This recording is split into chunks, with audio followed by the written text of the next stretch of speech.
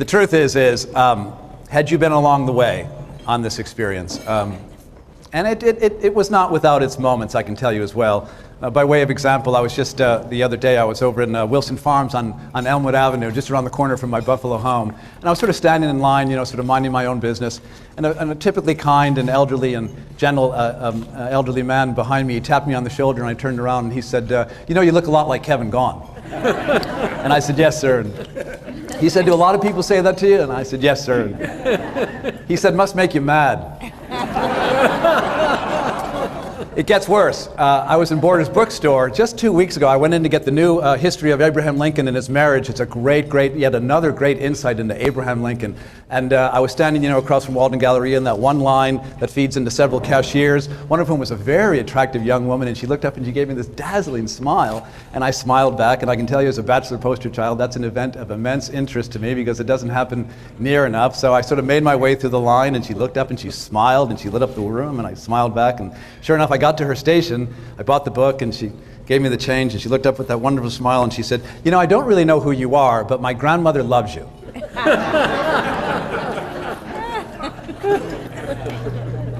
Well, as we all do, and I mean it, as we all do, I love Western New York. And I try to express that affection by at times suggesting ideas and reforms by which we can take this great community and make it even greater. And in that spirit, may I tell you a story. It's a story of an idea for an American community. Now, this idea was first envisioned by those Native Americans who first settled here along what they called the Beau Fleur, the beautiful river that flows just beyond us.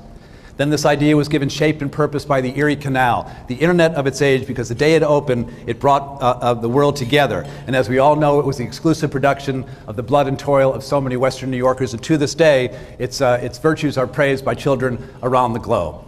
And then this community of which I speak, this people of whom I speak, define humanity in perhaps our nation's most inhumane moment, the American Civil War, when the most daring expression of human freedom, the Underground Railroad, came right up through Western New York, up through Springville, through Orchard Park into the city of Buffalo, as Western New Yorkers risked their lives so that others might be free.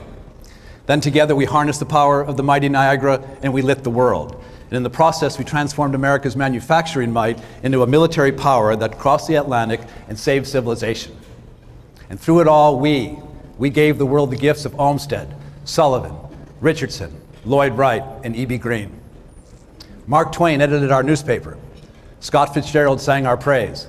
Joyce Carol Oates shaped our minds. Nelson Baker sculpted our souls. Harold Arlen moved us. Mary Talbert lifted us. Roswell Park healed the past, and Herbert Hauptman revealed the future. And through it all, and you know this better than anyone, through it all, we blackened our lungs in steel mills, scooped grain in elevators, and went to early graves. We sent 2 Western New York men to the White House. There's not another American community that can claim 2 American presidents. And we've sent countless boys, and now indeed young women, into the ages, in battlefields around the globe, from Antietam to Afghanistan, including the 27 young Western New Yorkers who since September 11th, 2001, got on a plane at the Buffalo Niagara Airport or at the Niagara Falls Air Force Station, went off to fight terror, and never came home.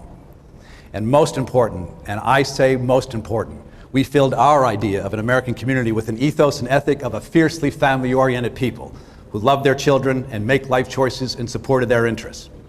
Right here in Western New York, there is no place like us. There's no sense of place to match us. Now, to that story, let me just show you as well a couple other insights and a couple other wonders that I saw along the journey in this tour. I went to the town of Holland, the lovely town of Holland, which derives its name from the land company which held first title to every single inch of our community. I marveled at the beauty of the village of Springville, Village Square, which was built to honor the 14 young village boys who fell at Gettysburg. Right here in the city of Buffalo, I stood in front of the Warner Building, which the Hollywood tycoon Jack Warner built because he so loved Buffalo, and he wanted Buffalo to be the East Coast distribution for all of his films, which it was through the 30s and 40s and 50s. In Forest Lawn, I stood over the grave of Margaret St. John. You know Margaret St. John's story. She was the heroic mother who in the War of 1812, when the Brits came down from the north, home by home, came right down Main Street, burning and destroying. They got to her home here in Buffalo, and she came out with her 11 children and said, "You lay one hand on these children. You touch this house and I will get you." And they moved on to the next one. And she became a heroic patriot throughout America. I saw beautiful horse country in the town of Marilla that just takes your breath away. It's so gorgeous.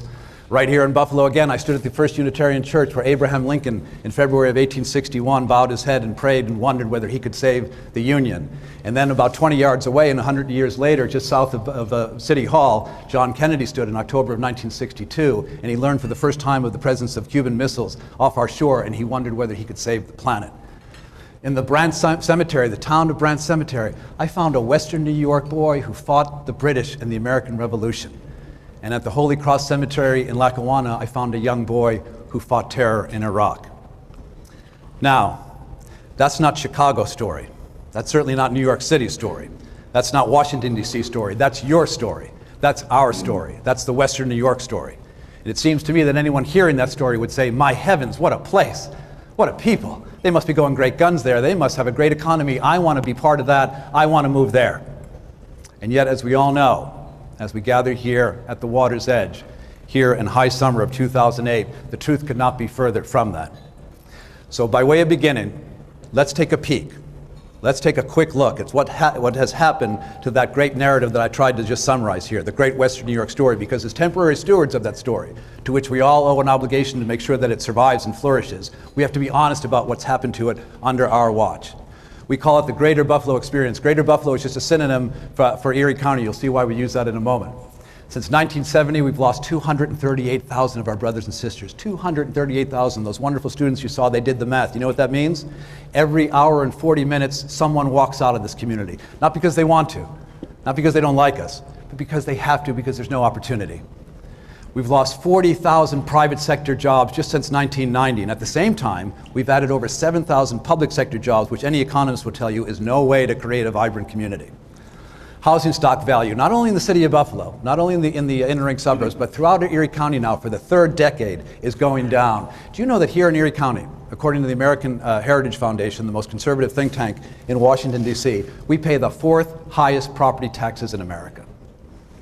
Per capita income, which is just a measure, as you all know, of household income, down for the third straight decade. The only thing I could find in the census, which I tend to keep next to my bed because it's a bachelor poster child, there's not much else happening there. So I read it a lot, but I recommend it. I recommend it. You learn a lot about who you are and what you believe. The only thing that's risen in Erie County in the past 30 years is the number of free school lunches that we provide at public schools, which is a measure of impoverishment. By the way, all the information that you see here is from the American Census and the United States Labor Bureau of Statistics. Bright Flight, we learned about a year and a half ago, which was the impetus for this study. In the history of America, no county has lost more of its residents between the ages of 18 and 34 than us. We've lost 30% just since 1990. And you know when they walk out of here, with them they take our future. Raise your hand if you've got a family member who's left Western New York. Come on, tell the truth. My God, look around, look around. Thank God we're here to talk about this. Thank you for coming. We talk about a peace bridge for 14 years. We talk about a waterfront for 40 years and nothing happens. I have a theory. I believe that here in Erie County, we've got the greatest intellectual capital and human capital than any place in the world. Because think about all the time we spend talking about these great ideas, but nothing happens. Nothing goes anywhere.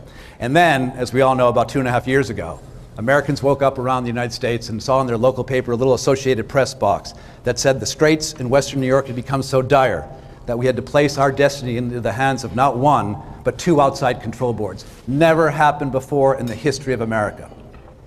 And to this moment, that makes me mad. And it should make you cross as well. And you know why? Because it was so necessary. By virtue of refusing to reform and adapt, our politicians brought it on themselves and brought it on us. But it's not their fault. It wasn't their fault. It was your fault, and it was your fault, and it was my fault. And we have to start taking responsibility for it now.